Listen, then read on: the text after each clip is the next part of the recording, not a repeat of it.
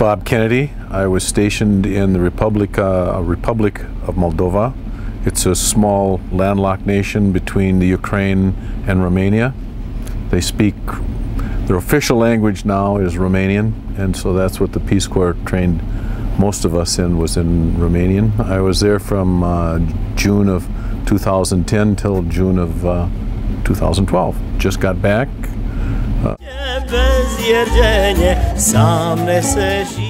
Most of the homes are kind of an open arrangement with curtains or blankets or whatnot across some auxiliary rooms off to the side, and some of them had doors, and those that were fortunate enough to have them could do something to secure them. But Moldovans are kind of very informal about their home, that it's everybody's home. They're large extended families, so everybody's moving around, and the girls would tell me it was quite discomforting to know that when you were taking a sponge bath, you didn't know who was going to come in to help you out or come in to take and tell you whether you were doing it right or wrong or whatever it happened to be. But Peace Corps put showers in the Peace Corps headquarters there in Chisinau, and the girls, the people in the out company would flock to Chisinau on the weekends just to take a private shower.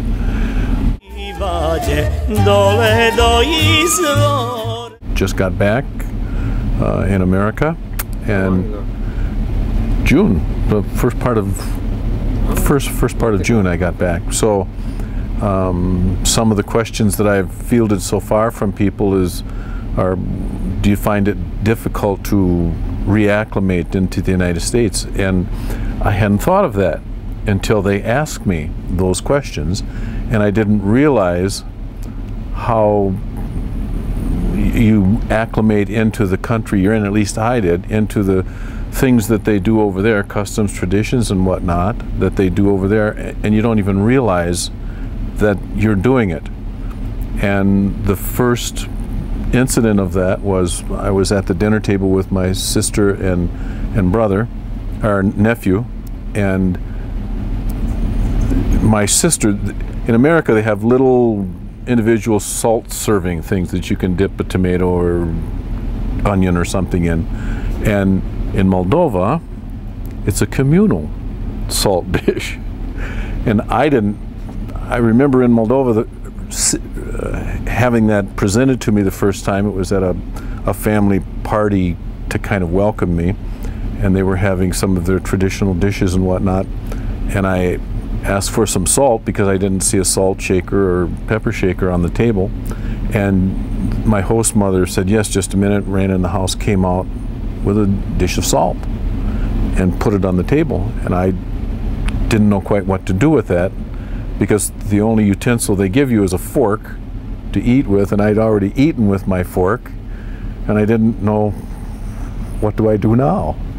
And so I watched as her brother reached into the salt dish and took his and sprinkled it on his food, and then she reached into the salt dish and sprinkled it on her food, and we did our PST in rural villages in Moldova. So these were rural people who had come out of the field that day, had been in the field every day, so their hands were, as one might imagine, and I'm looking and I'm trying not to be American and wondering, how am I going to reach into that dish after I've seen these people reach into that dish with their hands, not knowing where their hands had been that day.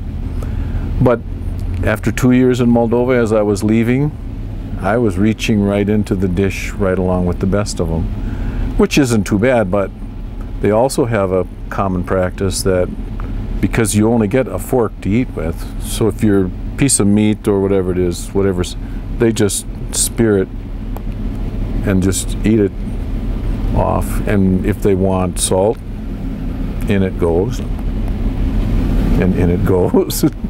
And I just got used to that.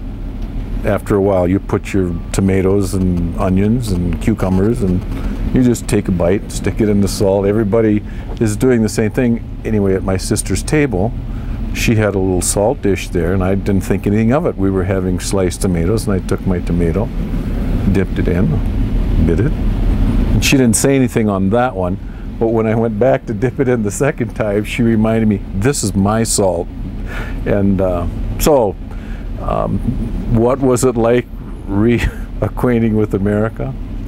Yesterday I went for my first haircut, and the barber was interested to know that his title in Moldova would be frizerielor, and he said, what's that? And I said, well, that's a person who owns a frizeria, a barber shop. And he said, oh, that's interesting. And well, it's interesting that they don't have any men barbers in Moldova. It's all women.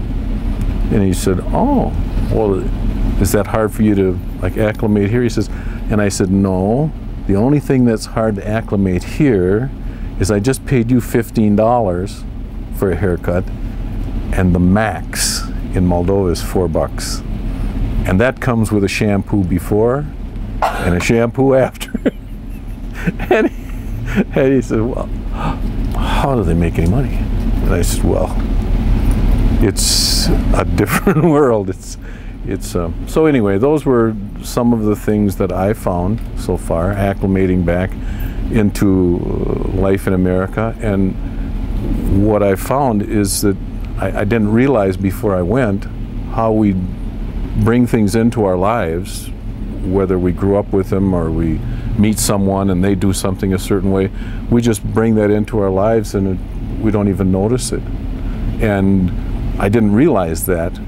I didn't realize it was happening in Moldova, because they're very courteous people. They won't tell you flat out when you're offending them. They'll just kind of go on with life. Whereas in America, we're a little different. If we offend someone, we'll let you know you're standing on my piece of ground right now, and it would be good to step off.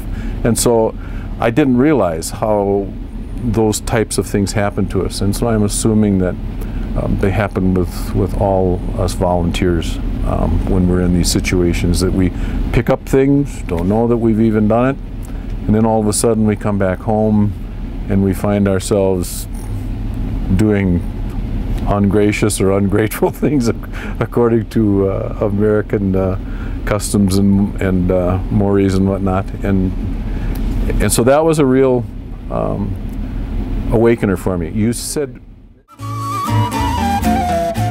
I have, with my work, I worked for the Burlington Northern Santa Fe Railroad my whole working career, and volunteered for Peace Corps service afterwards as a fulfillment of a lifetime dream when I was a young person and was all formed up and whatnot under President Kennedy and whatnot. I remember those days. Some of us older volunteers would remember it. But anyway,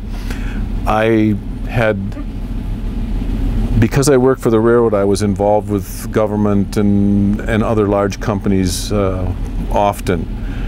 And I can remember when I was working, people telling me, don't worry about it, Bob, this project will be fine, we've got your back, we'll make sure this happens and whatnot. And inevitably, that was not truly the case within the industry environment. They didn't have your back, you weren't backed up, and if you got yourself in trouble, you were out there on your own. Peace Corps was my really first experience heavily involved, and I could only tell you that I never felt so taken care of, so supported as I was during my Peace Corps experience. They took care of absolutely everything that you would have a need for, and they did it in a very pleasant and non-offensive way. They weren't pushy about it or whatnot. They just, anything, I can't think of a thing that I came up with during my 2 years that somebody within the Peace Corps administrative staff or cadre in-country staff wasn't there to take and see that not only was it provided for you, but was provided with instruction and was provided with the caring that it had. I was absolutely overwhelmed. I was amazed, and I just think to myself, if that's truly what it's like in other government organizations where we're sending people out of the country, military or whatnot, I think we're doing a good job as a country. And And if a person considering Peace Corps is wondering about those types of logistical things, put it out of your mind. They really take care of us as volunteers. So. Hi, my name's Craig Hahn. My country of service was Moldova, and just last year I just returned this summer. And my village is the little village of Turnova. Well, it was an interesting moment when I first got to my site, to the little village of Turnova. I ran across a lady that spoke English with an Irish brogue, and I found an interesting friend through that relationship. That she helped us design a support group for single parents, where another member of the family had to go to another country to work. And that's where she ended up with her husband in Ireland and got the Irish brogue